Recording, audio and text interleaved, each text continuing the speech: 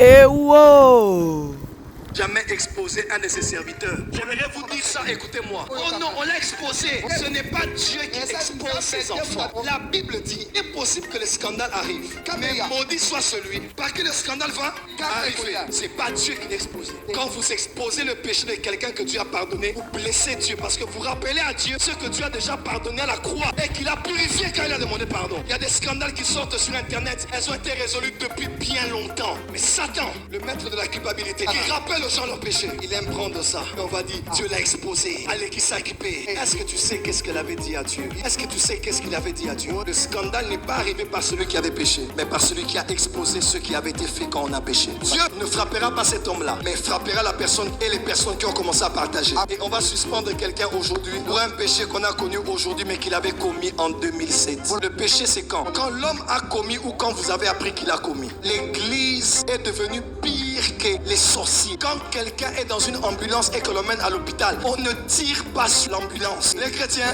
lancent roquettes. Un homme de Dieu, même s'il est tombé, tant qu'il respire, Dieu avait choisi Samson. Il savait bien que s'il mettait l'onction sur les bras de Samson, on allait couper ses bras, les bras n'allaient jamais repousser. Il savait que s'il mettait l'onction dans les yeux de Samson, en léant crevait les yeux, ça n'allait jamais pousser. Mais Dieu a mis l'onction là où dans le corps de l'homme, il y a ce qu'on appelle cuir chevelu, avec une capacité de résurrection, une capacité de régénération.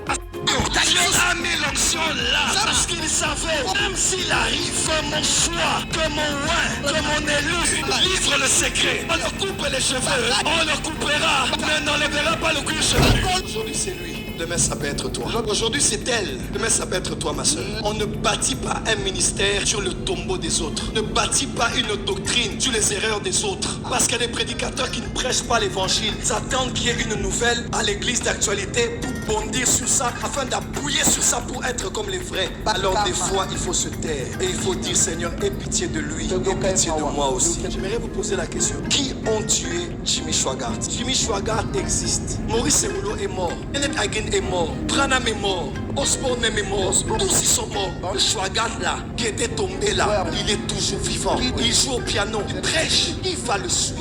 C'est vous les pasteurs. Jusqu'aujourd'hui, on ne parle plus en bien de Swaggart.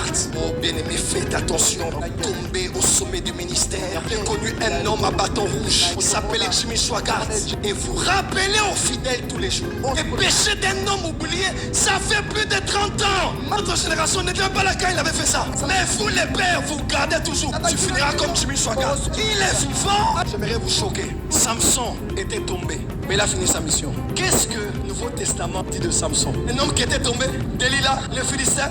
La seule fois où on parle de Samson, celui qui a écrit Hébreu, il a une galerie où il présente les héros de la foi. Il parle d'Abel, il parle d'Enoch, il parle de Noé, il parle d'Abraham, il parle d'Agar, il parle de Jacob. Si j'avais le temps, je parlerai encore de Jephthé, de Samson. Pourquoi le Nouveau Testament n'a jamais rappelé les péchés de Samson? Le Nouveau Testament a présenté Samson comme un homme d'exploit, qui a tué un lion, un héros. Et qu'est-ce que nous, en ce temps de la fin, nous prêchons? Il va finir comme Samson. Il va finir dans la honte, il a fini dans la victoire. Parce que la mort de Samson était la préfiguration de Jésus. Il avait deux colonnes à ses côtés.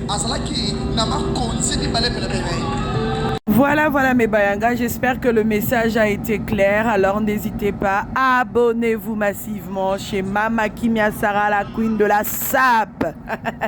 Mama Tiara Bio. God bless. Bisous. Bye. Hey.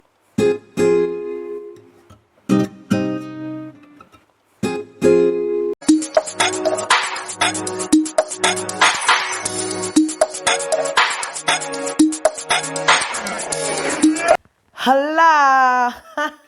Salut tous. Salut.